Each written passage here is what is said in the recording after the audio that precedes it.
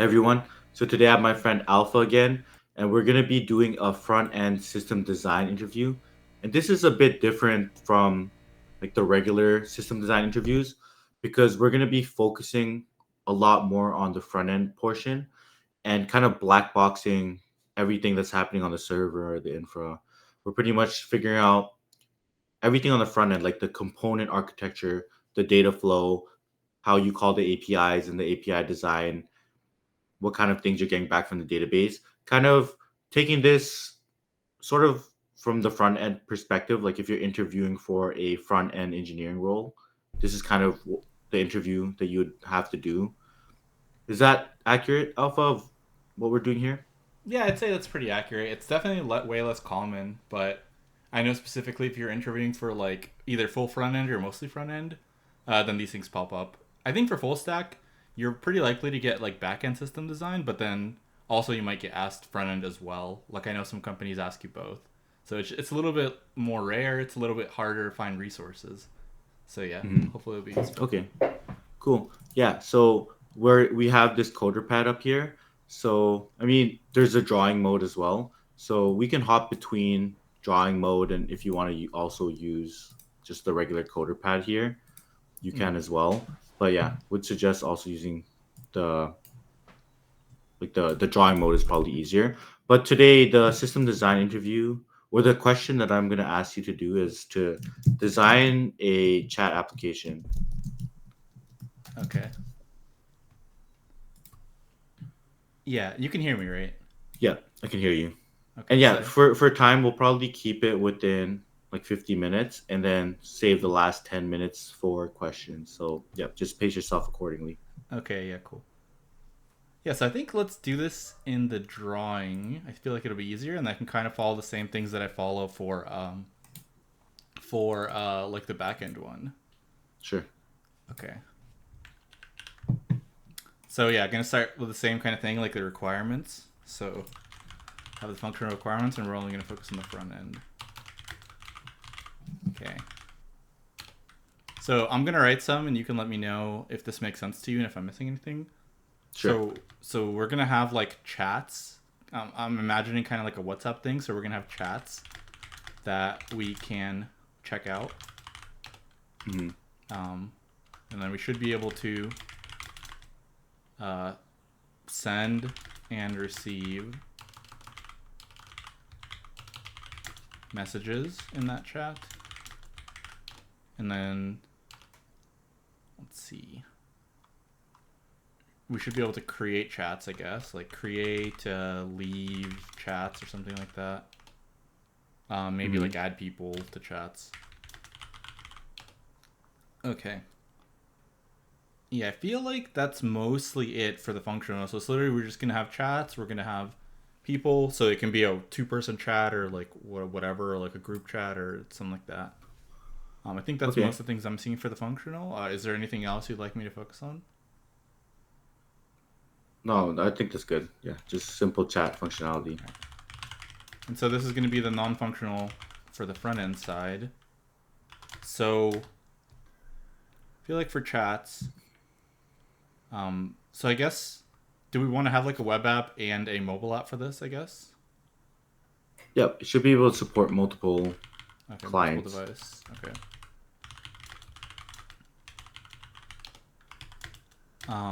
And then we probably want to have messages we post. Like we want to basically support some kind of offline mode.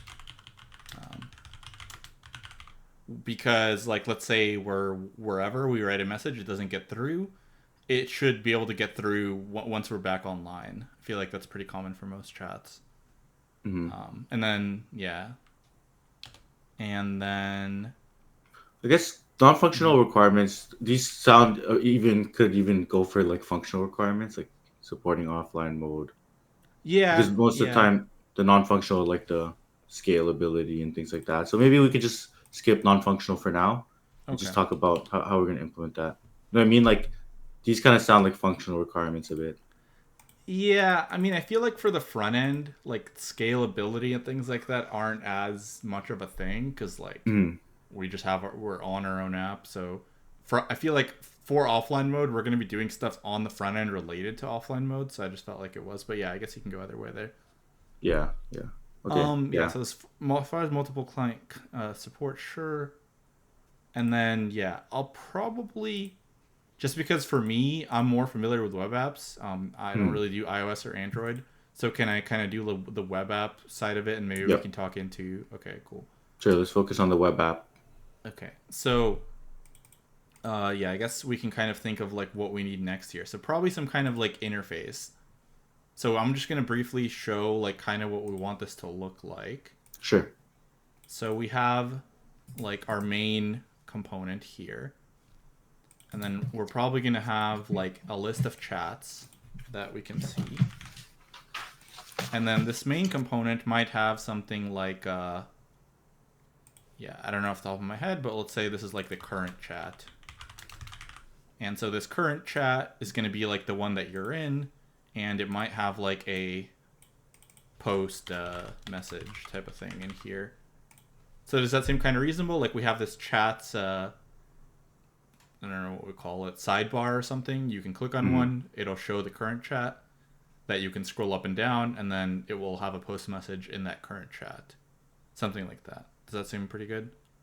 Yeah, that seems pretty good. But could you quickly go explain a bit more of what the chat side is gonna look like? Yeah, so this chats is going to just be a list of chats we're in. So it'll be like, chat 1, chat 2, chat 3, and you can just click on one of these and then it will make that chat your current chat. So it'll show like this will be like the messages in the current chat. And then we probably want to support some like a search feature for this chats. So we probably want to have like a search in here or something where you can search for whatever, and then it will have like a yeah like a drop down or something. Or maybe what we could say is like when we search, these chats update. So if we don't search it, it might just have like some kind of filter, maybe like most recent chats, and then once you search, these chats update to the search chats. So we can write that here. So like most recent versus searched. Yeah, I don't know off the top of my head of Yeah, like what that most makes chat sense. things Yeah, look like, but something like that. yeah. Okay, makes sense. Yeah, I'm trying to get a gauge of your product thinking here. So, Mm-hmm. what exactly like what will happen if you open it up for the first time, the app? Yeah, so we'll have some like login, or actually, yeah, we'll have some login that we're gonna kind of like abstract here. But once we log in, then this is gonna be kind of like the user interface you see.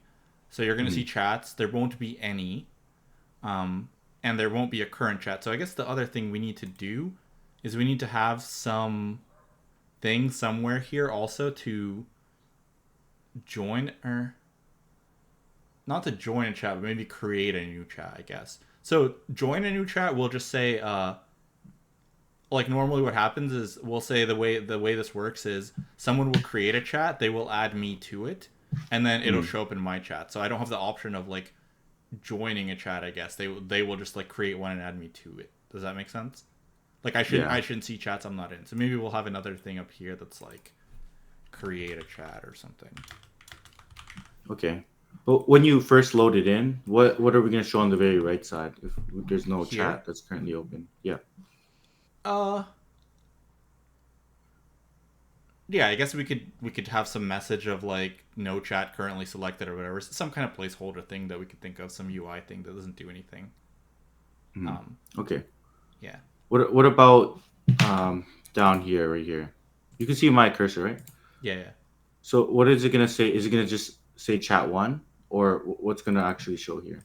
Uh so it's not going to say chat 1. It's probably going to have, I mean, depending on how you design these chats can have like a name, or Hmm. if it's a DM it might just say like chat with X person.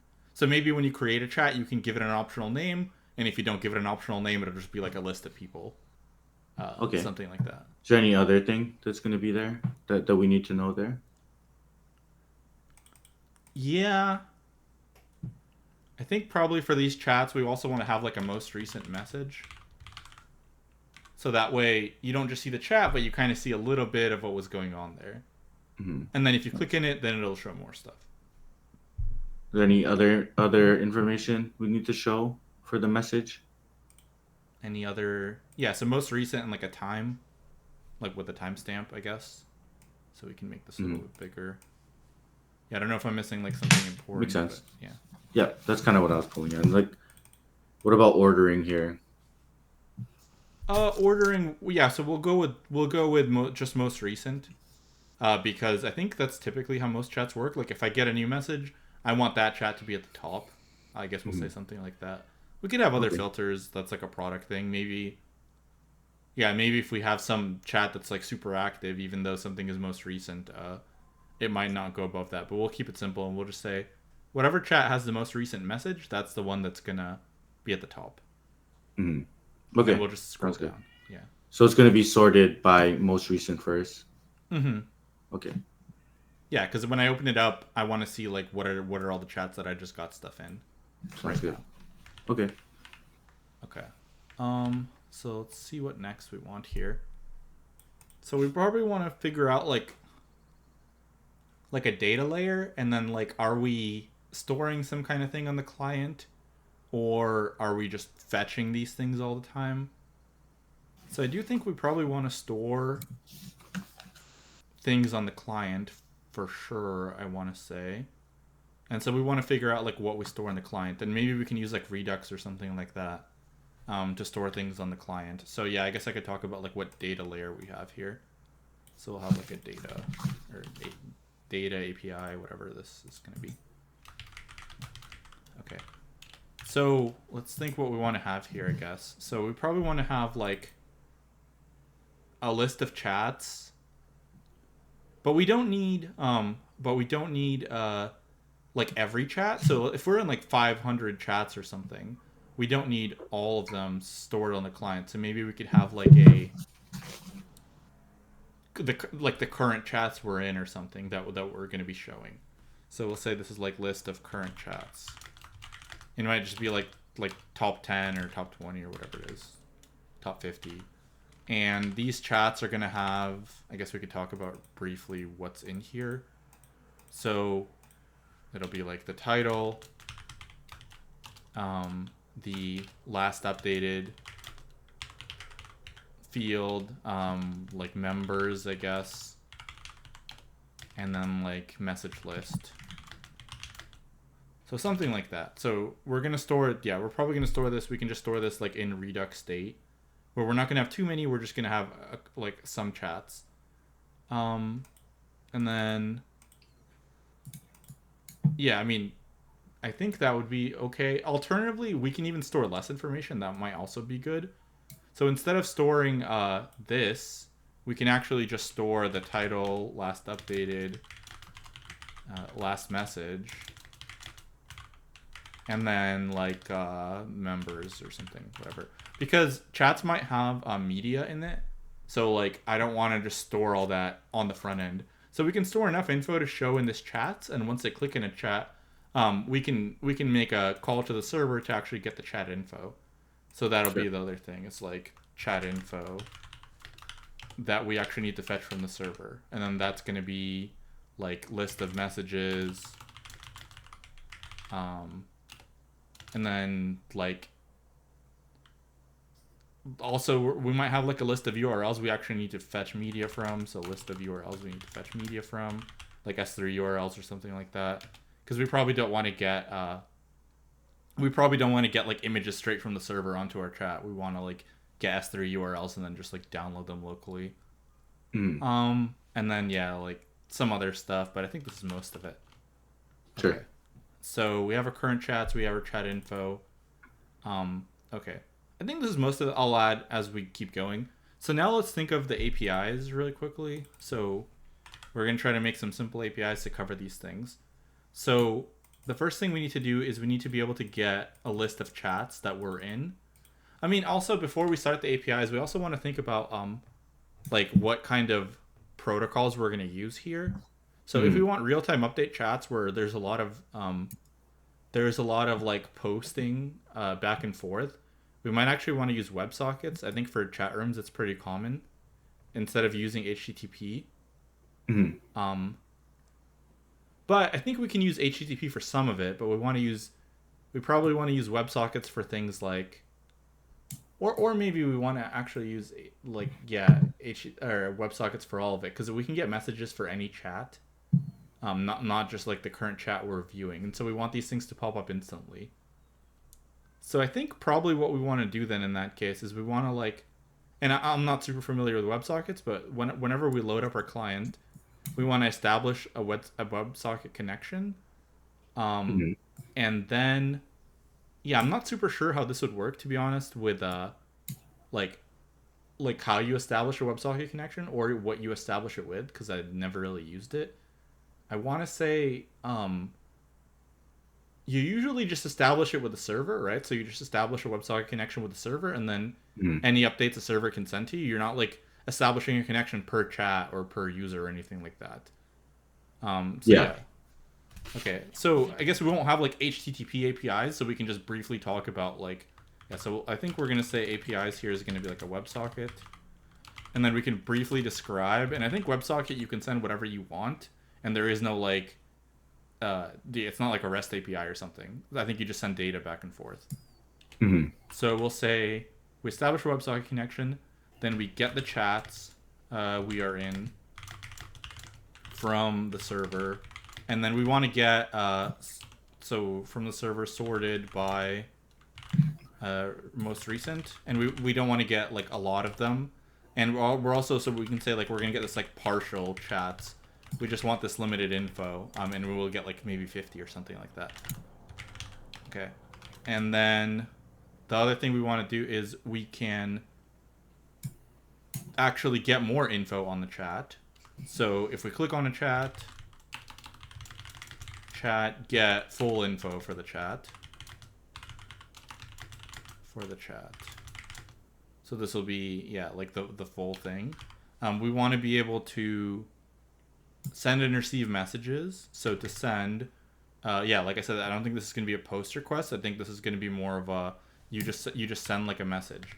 So this will just look like chat ID, like text, and then if you have some kind of like other like metadata, like S3 URL or some kind of thing you want for media. So we'll have things in here as well, and then like timestamp or something maybe, or I guess the server can get the timestamp. I guess either one's fine. Yeah, so this will be like a post, but it won't be like it won't be like a REST post. It'll be like a WebSocket. Okay. Um, yeah, so we're gonna do that, and then we also want to receive. So I think the way we receive is, yeah. Let's think about this, I guess.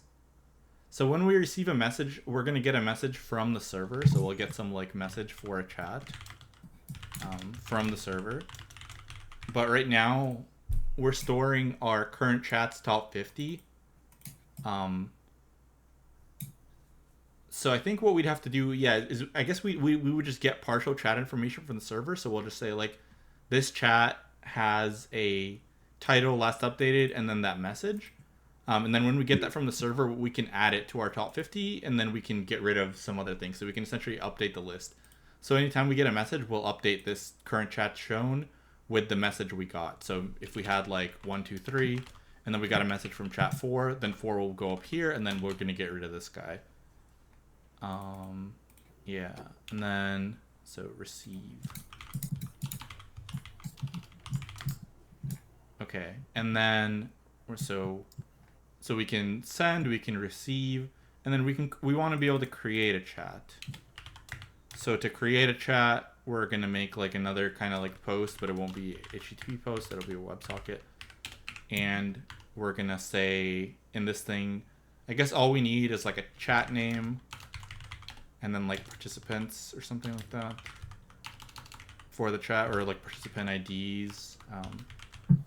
Yeah, it's not going to have any like message in there. It'll basically just make this, and then yeah, I guess we don't really have to talk about how the server handles once it gets this thing. It'll like send all these requests to people because we're focusing more on the front end. So we're going to basically do something like this, and this is kind of a little bit maybe like not super detailed. A, because I'm not super familiar with WebSockets, but B, I think Hmm. it's just you can send whatever you want. So yeah, it's hard to send. It's hard to say what the exact data will look like.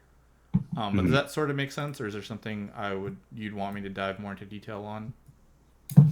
Yeah, it makes sense for now. We kind of assume like all of the clients are connected to the same server, right? So I mean, yeah, because we don't want to focus on the front end or Yeah, the back yeah. end I mean, they're portion. not going to be. They're going to have connections to like a bunch of different servers, but we're just focusing on the front end, so we're abstracting.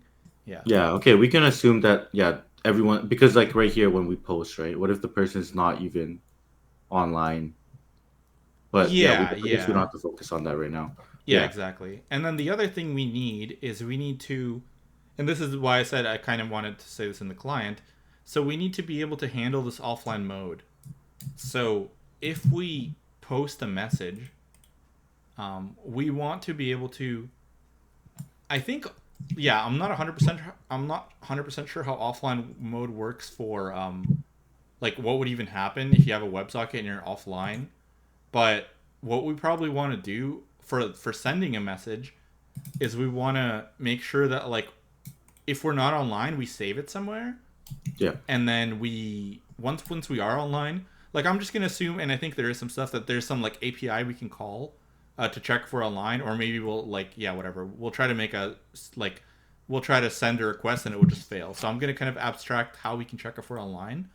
Um, but what we need to do is we need to say like if we can't post, we need to store these messages. And so there's a few ways to do this. I think probably the easiest is to just store in local storage. hmm So we can just say like, okay, if we want to make a chat, yeah, I think if we want to make a chat, that shouldn't be allowed. Like if we're offline, we want to make a chat, that should just error out. But if we want to send a message, that part should work. So in here, yeah, basically in here we can say like if we are offline, we save this message in local storage, and then we have like a retry in here. And this would kind of depend like what you'd want to have like what happens if you write a message and then you're still offline and then you just like turn off your client. Should that be saved? Like what should happen there? And then that would be like a product thing. I think you can have it I think if it does fail, you can turn on your client again, and then because you're going to be in that same client at least, you can just read from local storage. But I think that's kind of like the high level retry policy: is we save a message in local storage, we send it, and then if we were able to send it, then we can delete it from local storage. And if we weren't able to send it, we'll just keep it in local storage, and we'll have some like retry policy. Maybe like every 10 seconds or something, we'll try to send it again. And then that way we have a persistent state. So even if we like refresh our browser, we'll have those messages in local storage. Because yeah, you don't want to have it in like state or something, because if you refresh your browser, they all go away. So you need to save it on your browser. I think the other way to do this is there is like a client side DB that I'm not super familiar with, but yeah, I think this would work for the offline mode. Um, and let's see what other stuff here. So yeah, so this is basically kind of like the high level APIs, a data layer. I guess maybe, yeah, like I said, I'm not super familiar with chats. Maybe we can think about if we want to have some like client side caching strategies for anything. But also, actually, so I don't know if you can cache because this isn't HTTP. I don't know if you can cache WebSocket like information. Like you might not even be able to be honest. Um, hmm Yeah, I'm not super because I know for like GraphQL, like the caching is not super straightforward. For HTTP, it is like super straightforward, but yeah, for WebSocket, I'm not entirely sure there. So yeah, I'm not sure if we can cache there. And then let's see. Yeah, I mean to be honest, I just think I'm like not super familiar with the system. So yeah, I guess if there are any things that you notice that I'm kind of like that would go badly, if you could like point those out, and yeah, maybe we can do like a deep dive on those. yeah. I mean, I feel like yeah, using WebSocket for everything. I feel like if we introduce some HTTP requests, it could simplify your design a lot more. So could you maybe explore that a little bit? Okay. Maybe like what I mean is I feel like for sending and receiving messages once you're already connected, makes Mm-hmm. sense to use WebSockets, but some of the other stuff like getting chats and Okay. or like Yeah. seeing the chats and some of the other things like getting the first list of messages might be a lot more simple if we introduce like HTTP and then mix it in with the WebSockets. Yeah, that makes sense. So what we can do is like this number one, we can replace with an HTTP. So this is just like when we log in, we're gonna make an HTTP request to make our most 50 recent chats, and I think that would be fine.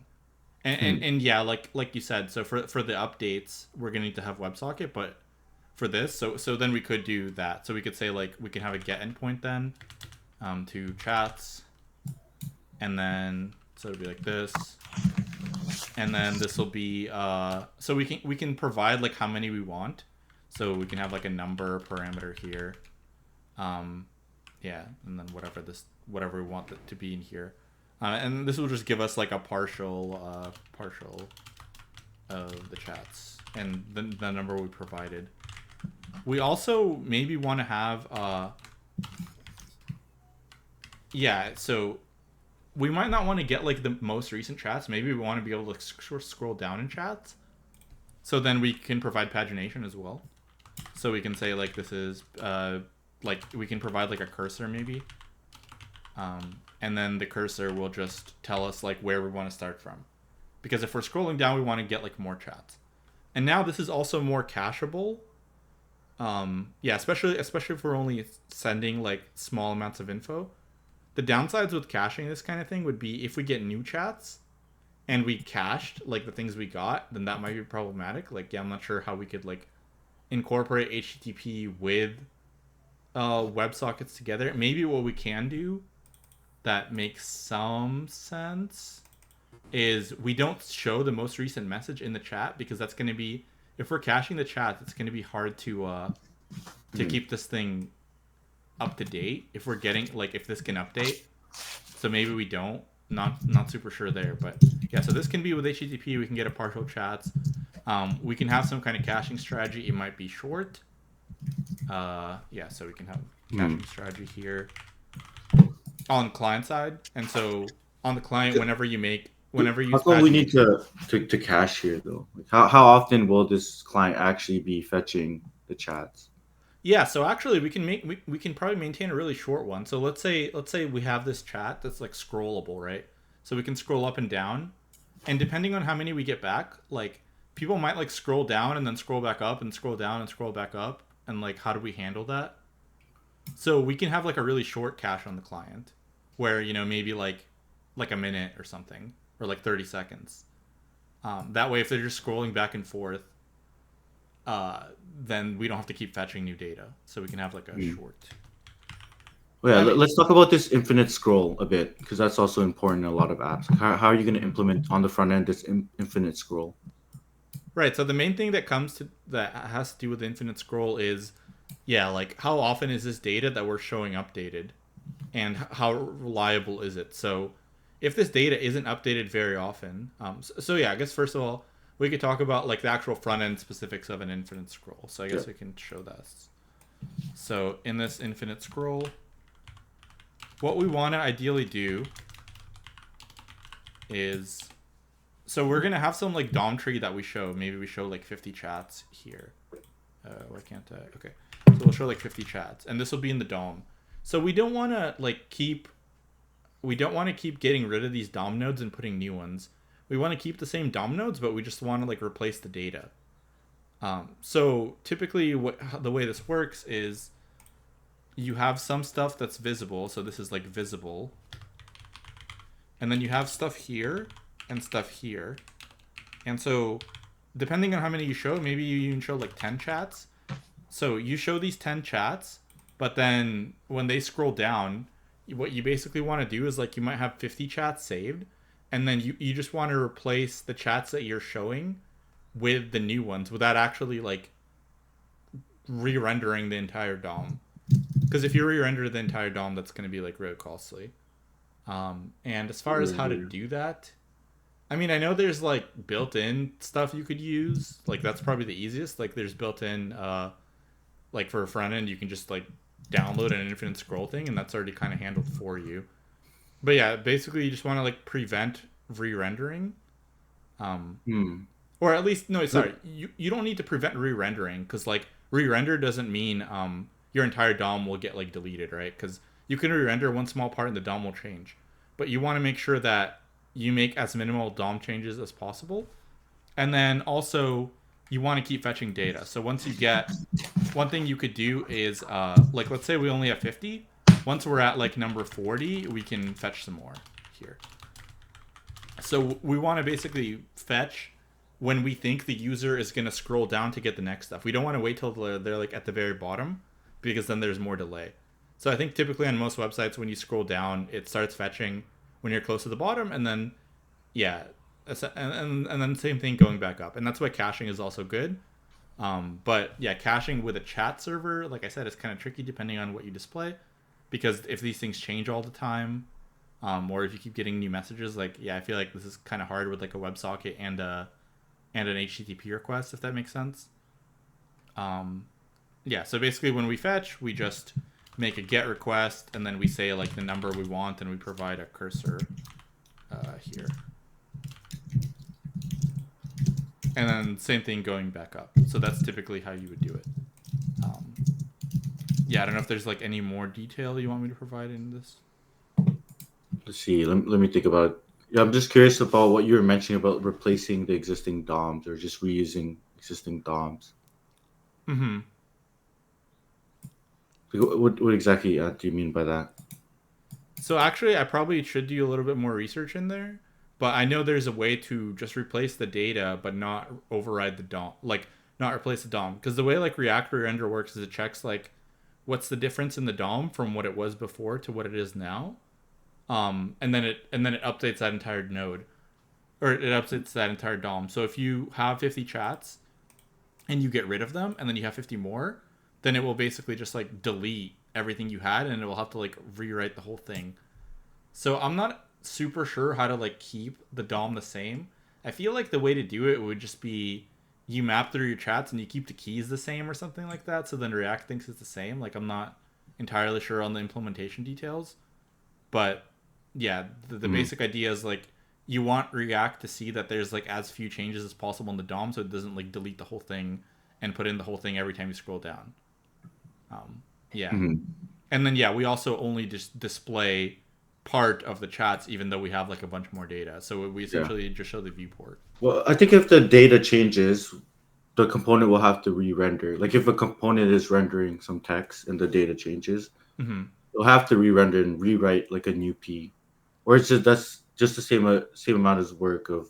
Well, it needs to like delete the old paragraph and like Mm-hmm. insert a new one with the new text Yeah, that's inside true. inside of Yeah. the DOM. It's like it might be it. I don't know if we could just replace the value in there, but even if it is Yeah. that, would it be like the same amount of time? I guess yeah, I guess even if we can't, even if it does like rewrite the DOM, it's only rewriting like 10 instead of like 50. So And like because, or why go do we ahead. want to delete the old messages when we're scrolling? Why do we want to delete? Yeah, like pretend we have like 10 and we Mm-hmm. scroll down 10. Why do we want to delete the top 10 chats or the first 10 that we've seen to render like the next 10? Oh, I see. So we're just, so we have them all in the DOM, you're saying, and then we just show like a part of it. Like let's or I mean yeah, like as you keep loading them in, right? You're just inserting more elements into the DOM. Like pretend you have like some div, Mm-hmm. right? This is the div and this is the it contains like elements. Mm-hmm.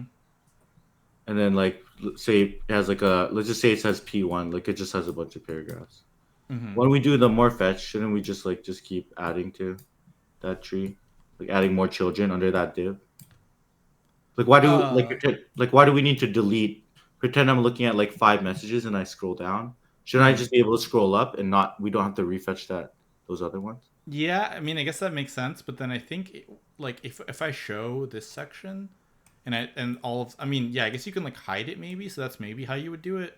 So you would say like you could, I think you can make some stuff like invisible but still in the DOM, right? That's what you're saying? These ones? Yeah, like so I want this window to move, but I want the DOM to stay the same. So I want to make like I don't want to show all of this, right, as I go down.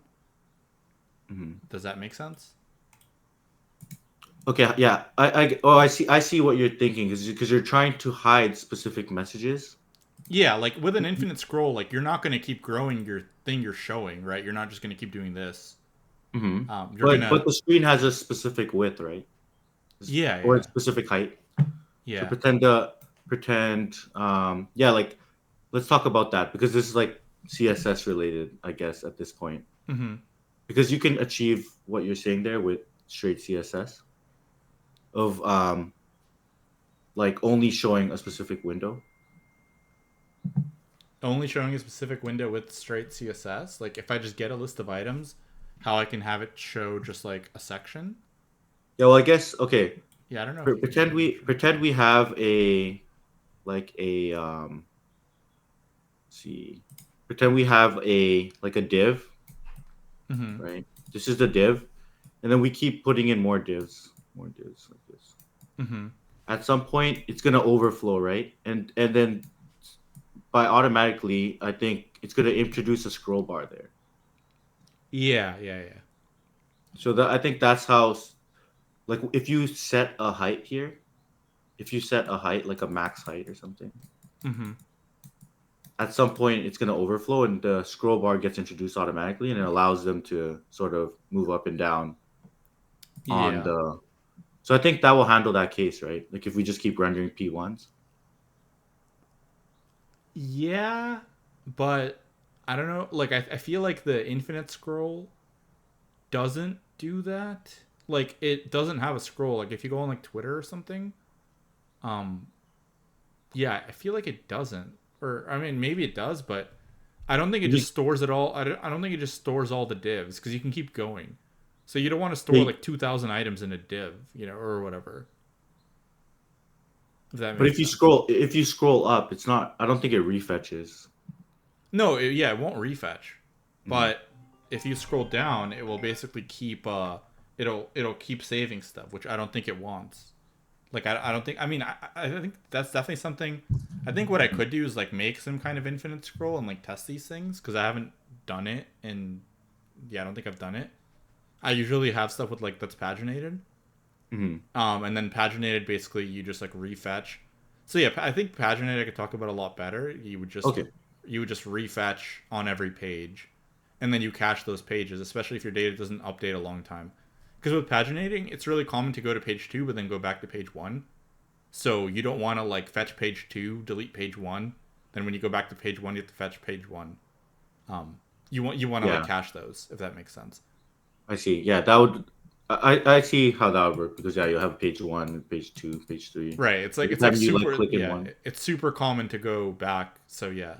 For this, I do think things do get deleted off the DOM. Like I'm going to do more research into this for sure.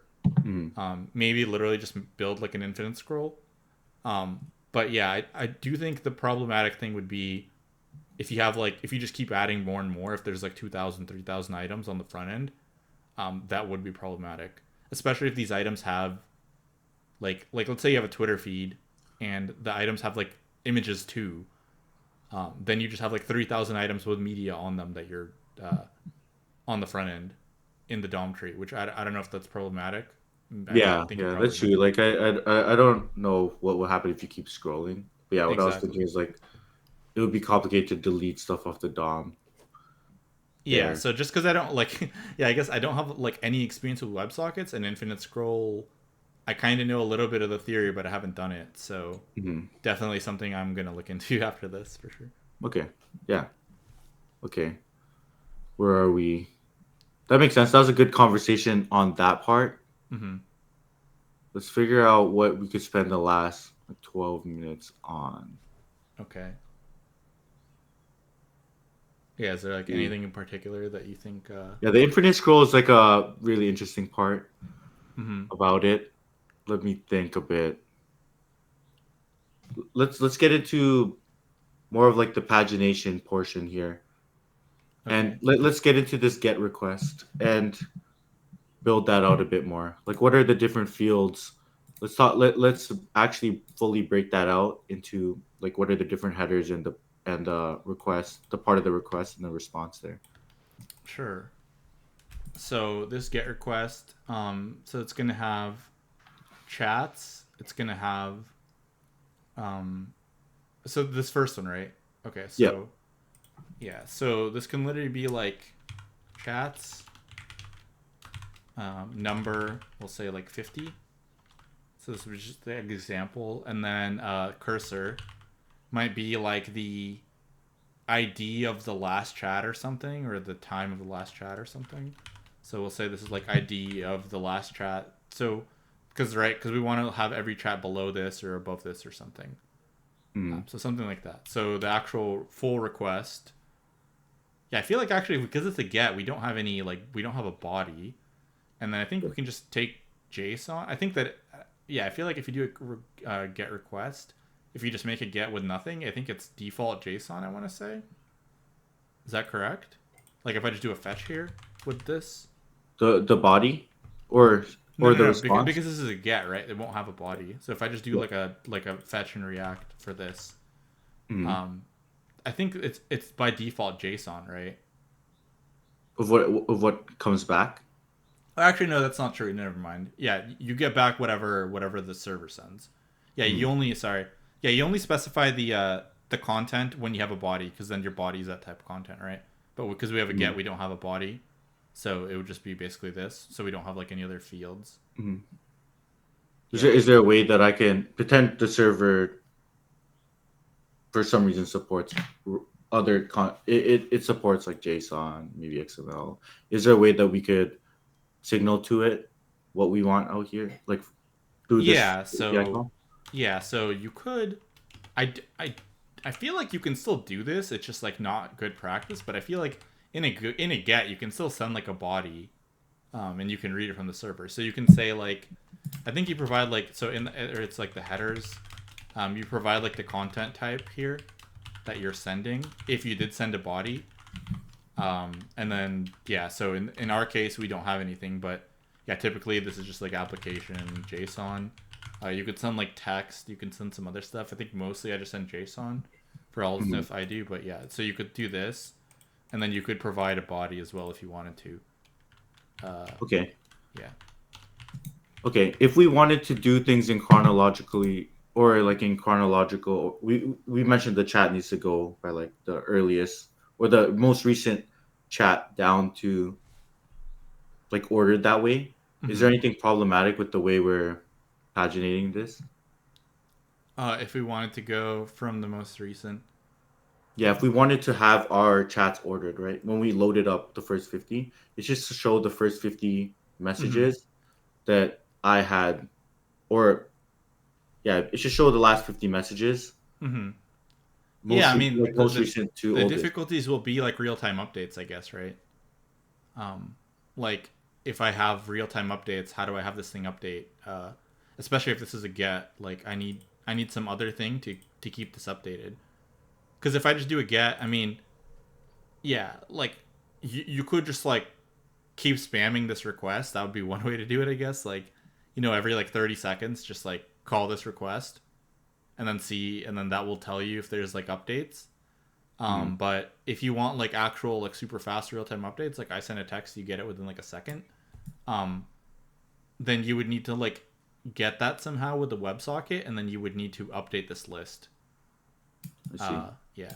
I mean, like the cursor here, it's the ID. So Hmm. will that help us with reverse chronologically Oh, sorting I the see. timeline? Okay, so probably with a cursor, um, we might not want the ID. So there's like kind of two ways to do this. We can set an offset, and I think this. So like, let's say we have these chats in like SQL, we can provide an offset. So we can say like, give us chats in chronological order. Start from like chat 200. That's one way to do it. So instead of here, we can set like an offset, and then this will be some number.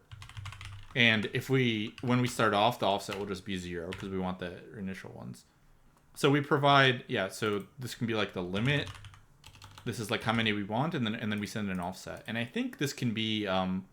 I guess I'm not going to talk about backend too much, but yeah, like I know for some things we have like this is basically what we have. So you have an offset, and then once you want the next 50, you will just set an offset of like 50, and then that will give you the next 50, and so on. Okay. So you just keep track of this offset on the front end, and you just like send the next one. Okay. And what is like what? Let me think. Because I was thinking more of like just sending the backend a timestamp, which was the timestamp would be like the latest Yeah, the event. timestamp would also work. Yeah, so that could be also the other way to do it is you send a timestamp and you just say give me 50 after that timestamp, and you just keep saving like the bottom chat's timestamp. I don't know, it would be like more performant. Yeah, I mean that's more like a backend question anyway, but yeah, I think these are Mhm. like the two that I know how you could do it. Okay, let's see. And then for state management, what were you thinking of using here for managing state on the front end? Yeah, so I think pretty much you want to figure out like, do I need a lot of client side state or do I need a lot of just server calls? Um, so in this case, maybe because these things also update a lot and we have like WebSockets, um, maybe we want to just use like some lightweight stuff. Like I don't, like basically it comes down to like, do you want to use Redux or not for a lot of these things? And Redux is like kind of bulky and it's good if you have a lot of client side state, especially if it doesn't change super often. So if I have some kind of like I guess for my example, so I work on a site that you have loans in, and so this loan object is going to be needed like everywhere, and you want to have Redux there, and it's not updated super often.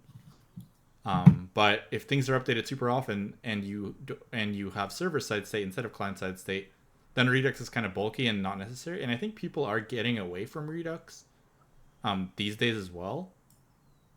So yeah, I guess let's just think about like for what this chat like how often are these things updated, and then do we want to have Redux or not?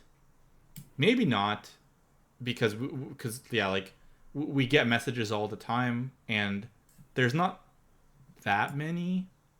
So I think we can just use basic like React like context, use effect, all that stuff, and then we can have like a lightweight store if we need to. We can use like Zustand or some other thing, or yeah, just literally just like built-in Yeah. React stuff as well.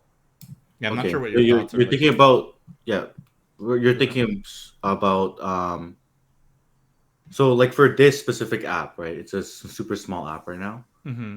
What, like these are the main features we have. What would you use? Like what would be your decision? Because you mentioned a few approaches. So which Yeah, one would you I pick would after that? probably. I think I would probably just go with just like React State with like context and these kinds of things until I feel like I have too much and it's too much client side. Then I would add a Redux store if that's the case. Hmm. What would be the context used for?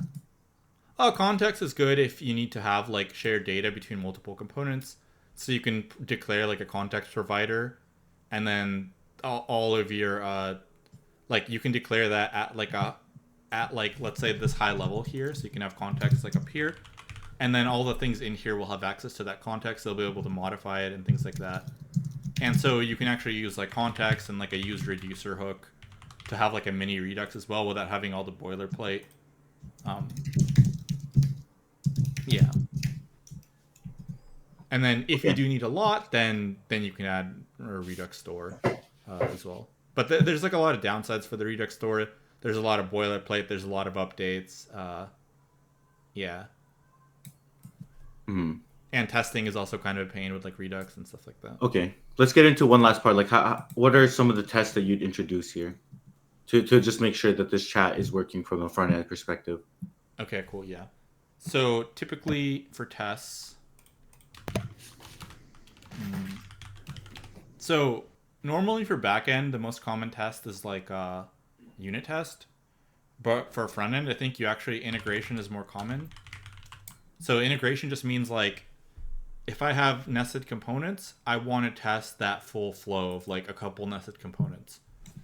And so you basically say like if I have component A and component B is in here, I want to check like can I click on component A and then it will, or can I click on component B and then A will like work correctly and so on. So that would Hmm. be one that's really common for front end.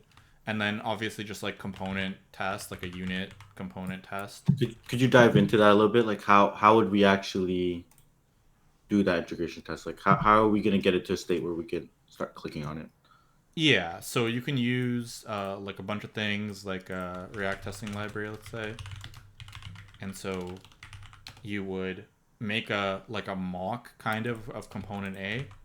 So it'll be a mock. You pass it some props, uh, whatever it takes, and then naturally component A has component B in it. So when you make a mock of component A, component B What will do you mean just by mock here? a mock. So you can basically just like make that component, right? You can say like, make me this component with these props, and then render it. So it's like you just render that one component.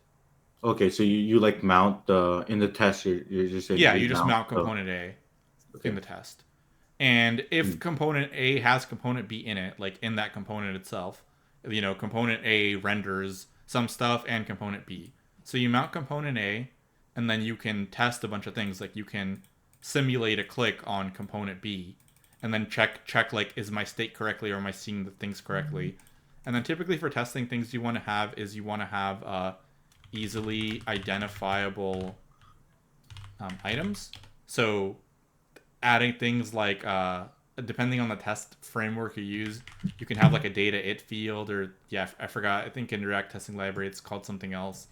But essentially, you add these fields to your components, and then you could say like, find this field in the DOM in my mm. test. Does it exist? Is the right value there? So basically, most of the tests just look through the DOM that you created when you mounted this component, and is making sure, is it what it's supposed to be. And yeah, you can like click on a button, you can simulate a click, you can Okay. simulate input text, whatever, and stuff like that. What would be how would you find elements to click? Like you said, you want to click this button. Like what are the different ways you, Yeah, or what is so that the optimal way you see that we find elements and then click on it in the test? yeah, so really common one that I personally prefer is like, have this data field. I think it's called something different depending on what testing thing you have. But essentially you'll have some div, you'll have a data field, you give it a name, like something descriptive as well ideally. So like, we can call this like chat, whatever, something. And then we can look for this guy. So in the actual code, we can say like, find this data with this thing, and then that will give us like our div, and then we could check for like what's in here. So that's one way. Another thing is you can search by text. So if I have Mhm. a div with like some text, I can search for that. Problems with that is like, this has to be unique, otherwise it's not going to work well. Or you have to say like, find the first thing. So that's why I like this test field. You can also Mhm. search for like type. I think you could search Yeah, for like, yeah, like type of HTML tag. There's a bunch of searches. that makes sense. Most testing What's the tools. pros of cons with just these two approaches right here? I mean, using a data test ID or just searching by text. I really like the data test ID because it's easier to have them unique. And Mm. then so you can easily kind of give basically a unique identifier to a DOM node. Mm. And then I think, yeah, and then yeah, basically this is also really nice for end-to-end tests that will test your whole program, and then they can like go through the div, and or they can go through the, not the div, but the DOM, and then look for these specific things as well. So I really like this one. I think it's one I use most often. Um, Obviously the text is like kind of easier. You don't have to provide these fields everywhere. But the downside is like, this might be all over the place. It's not unique. It's, yeah, things like that. And yeah, like I said, there's other. You basically just have like DOM selectors that you're using. Um, Yeah. yeah. Okay. Cool. All right. Sounds good. Okay. How do you think you did? I think pretty badly. There's a lot of stuff I can definitely have better familiarity with. I do think that this kind of question, like, I haven't used like a front end WebSocket thing, so it's hard Mm. for me to talk about it in a lot of detail. It's just something like I don't really make. Mm. But there is some stuff I knew, so there's definitely like, yeah, I feel like compared to the backend one, like there's a lot of stuff I can research and improve. Um, but yeah, I did know some of it, so I'd say it's probably like a fail, but Mm. I can still like learn a lot from it, and like do better next time and stuff like that. Yeah, that makes sense. I think that definitely same feedback. I think let me look through my notes. Like with this question, I think the first part was you I think I mentioned it. We can use some HTTP and mix it with the WebSockets to make the design more simple.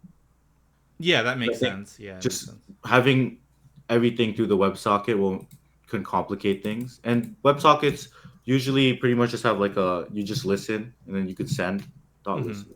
Like you can just send you can listen on a for specific events and then receive. Mm-hmm. And I think you modeled that out well. Okay. Um, but yeah, just looking more into how WebSockets into the WebSocket protocol there and Mm-hmm. how we could list that out into the front end. I think even I don't know too much about WebSockets as well, or like how I've like implemented a chat app before. That's why I asked it. Mm-hmm. I have a sense of like what we need to do there, and the way I did it was yeah everything except for like what you did here, like you get the chats and stuff. We do that with regular HTTP, Mm-hmm. but like actually listening for new events after you already are opened up the app and receiving them and sending them, I use the WebSocket. Mm-hmm. But let's see. Yeah, that I definitely feel makes like sense. It would make it a lot easier if you had HTTP for everything, and then you just listen for new events, and you would update your client side stuff accordingly there. And then when you fetch these chats again, they're gonna have those updates already. So that definitely makes sense. yeah. I feel like for using the chats here, I think it might have been an over optimization to like cache the chats there because it's just a single client, right? Like if I open up Yeah. my phone, like how often am I refreshing or how Yeah. often am I refreshing or like closing the app? Most of the time if I'm refreshing or closing the app, I'm actually wanting to like that's kind of my way of like trying to clear the cache. Let me refresh and try to see if Yeah, I there's guess the any. other thing I didn't think of, so I was talking about this Twitter example a lot, and then this Twitter, like Instagram or something, you do scroll a lot, but in a real phone chat app, you're not actually scrolling through chats very often. Like you might scroll to one place and then that's it for the day or whatever, you know? So, Yeah. And it's just like one person kind of mm-hmm.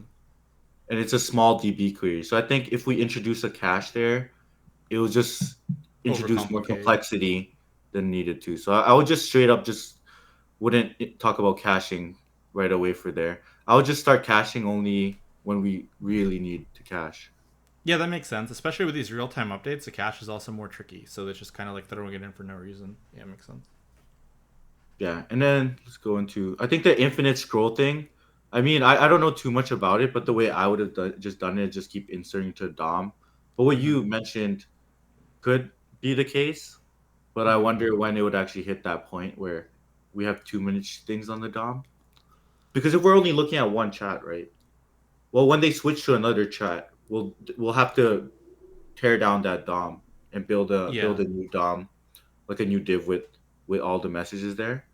I don't think you would the way React works. It would just replace just the text. It would just straight delete the Yeah, DOM it elements would. and replace them. Yeah. I think also for this problem, like this is just also overcomplicated. Like I don't think you even need to worry about because like you're not scrolling down 2,000 chats. So like the amount of info here is just not gonna it's not gonna matter. Uh, yeah, so I think this is also overcomplicating. Where yeah, you could probably go with your approach where you just keep adding things and then that's it, and have a scroll. Yeah, and you could like hide with the CSS the scroll bar here if you want. Like if you wanted to customize the way it scrolls down, and you could even like pin it so that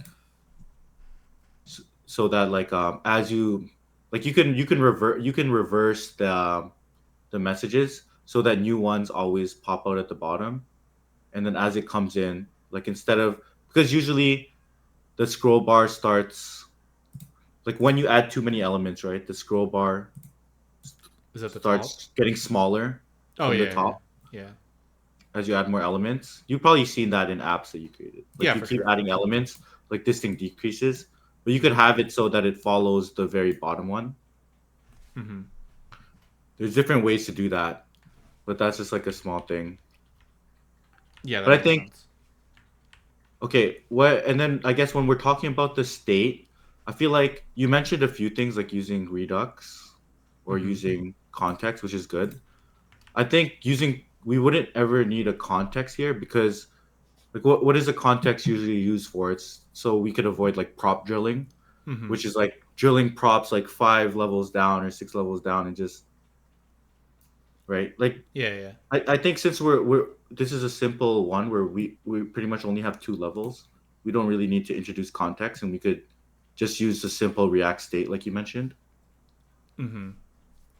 and Yeah, I like was we more wouldn't. like yeah, I was yeah, I guess like I didn't know how complicated it would be, so it would be good if you do have if you want some state to be accessible for your entire app, then you can make it at like the top level and then put a reducer there.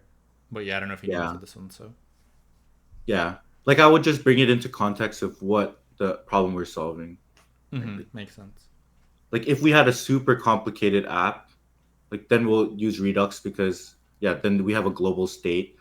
Because Mm-hmm. it gets annoying if you have to like pull for state and then like send it to 20 different components, and then some components are like sending it all the way down to their children, right? That's the main thing Redux is solving. Like pretend I have like a user state and I have to pass that down deep into like some child component instead Yeah, it of makes sense. instead of Yeah, like like A drilling to it B all to the way C to down. D to yeah, yeah.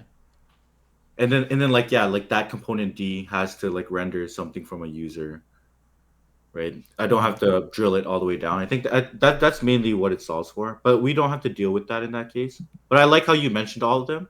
But then I would Mm-hmm. just bring it to the fact that okay, we have a simple app. We're not nesting too many components. We could probably use a simple React state at the top level, so we could avoid like re-rendering. Because that's also picking where to put the state. Also saves re-renders. Like if you keep the state all the way too low, then it'll re-render too much. That's why they say like move the state up. Well, if you have the state at the top, it will re-render the top guy, and then it would also re-render all its children, right? So, Well, like where would you have the state here? Like where would you store the messages? let's see. Messages, probably just well, it depends how you implement it, but I guess in the chat.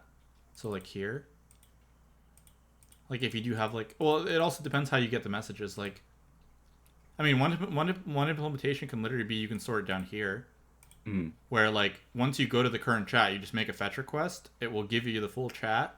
You have some component. It'll have some stuff in here, right? So in the current chat, you'll have some stuff in here. But yeah, you can just literally store it in here. And then updates you would updates you'd have to like get and put them in here. So I guess the two things I'm thinking of is either in here or in here. Yeah, I'm not I sure which guess one to do. we could have went in there. We could have yeah, maybe we could have went deeper into that because Mm-hmm. that's also important to understand like where to add the state.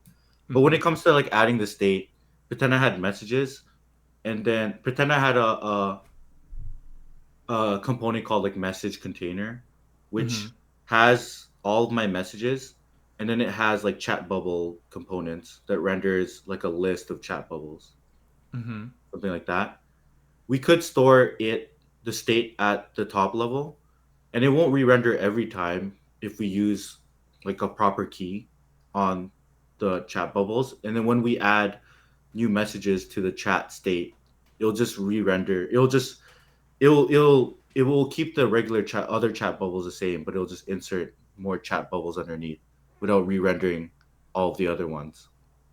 Okay, I see. Okay. It's like yeah, it's a bit deep into it. Does this make sense or not really? So you're saying like I think I get where it says if you have like this and I have a bunch of these guys. So this is like my main message thing with a state of like messages. So if I update Wait, messages, you're saying it won't re-render all of these inner ones? or here, let me draw it out here a bit. Okay. So pretend we have our message container. Pretend we're just in a chat, right? Mm-hmm. Like we're gonna have bubbles here, chat bubbles. And this is probably gonna be like stored in some div. Mm-hmm. And so this is like an inner component that's in this message guy. Yeah, That you have this a is bunch like of the them. message container, and then we probably have like send, right? Mm-hmm. And the bubble, Mm-hmm. right? So what I'm saying in this message container, we can maintain the state for what's in this chat, Mm-hmm. and then what's also, and we could also maintain a list of messages Right. inside the message container. And like as we send messages, we just update that list. It's like a use state of a list, and then we map the list of those messages to build all the chat bubbles. Yeah, that makes sense to me. So like I understand why this would happen. Like when you send, you want to update. So basically you can put in here like update message or something, right? Yeah, As a exactly. prop. But when this outer guy re-renders, I think the chats also re-render. Well, when will this outer guy re-render? It will re-render if its props change, right? But when will its When its prop? props or state changes, right? On a Only, I state think it change, it only will re-render if re-render. its props change. You see. No, I don't think so. I think was for like if you have a counter and you update the counter state, it will re-render. So I think it's when state and props. There are things you can do to Mhm. stop it from re-rendering. Like maybe Let's the see. children anyway. You can I think you can make the children only re-render when their appropriate like message, uh, when their appropriate like chat changes. So like one will re-render. I think you can use like React Memo or whatever it's called. Mhm. And then that will work. But yeah, I know for sure whenever a state changes, it will re-render because that's like the most common Okay. re-render Okay. thing. But also re-render doesn't necessarily have to be expensive. Like re-render doesn't Mhm. mean like change the DOM. It just means like your component will re-render. So there might be like one small change in the DOM that's needed, and then that's it, Yeah. whatever. This yeah this is a good conversation. I need to research that a little bit because I Mm-hmm. feel like yeah we could have got into that a bit. That would have been interesting. Of like okay we have the simple message. How are we? Where are we maintaining the state and stuff? Yeah, it's a I good think point. Yeah. in the other video they had that. Yeah, I'm Mm-hmm. also not an expert on this stuff as well. Yeah. Um, let's see. I think the other part that I was getting into a bit was the last part would be with the way we're testing, right? Mm-hmm. I mean, we can I've seen people the data test ID, I mean they recommend using data test ID Mm-hmm. and they also have you could do by text as well here. And I Mm-hmm. think like I was polling on like what are the pros and cons. I think Mm-hmm. one thing you could mention there is I mean, at the end of the day, data test ID is not really is like not really customer facing, consumer facing. So Mm-hmm. if I'm like selecting by text, that is more realistic to what people are seeing, right? Like Oh, these are I kind of see. internal details. So if I have a bunch of tests and I'm just testing data test IDs, like the client doesn't actually see those. So it's not really mimicking their behavior as much. And when you're writing tests, you want to mimic the user behavior because you want to make sure it works for them, right? I see. So So you're basically saying like, what would a user look for and click? exactly. So they'll be looking for like, oh, like as a user, I'm looking for a button that says hi.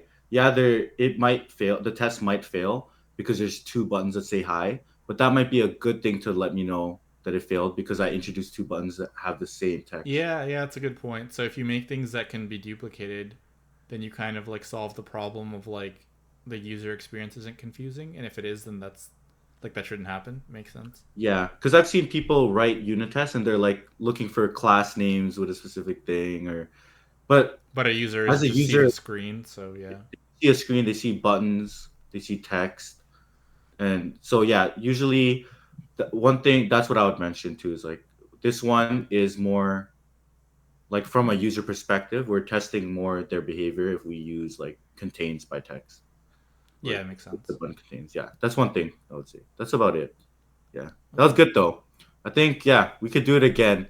Hmm. I'm not like that pro at this stuff too, so I'm Yeah, I feel just like we can also pick something that's not as like something more common, something with like HTTP and like something that's more used. yeah.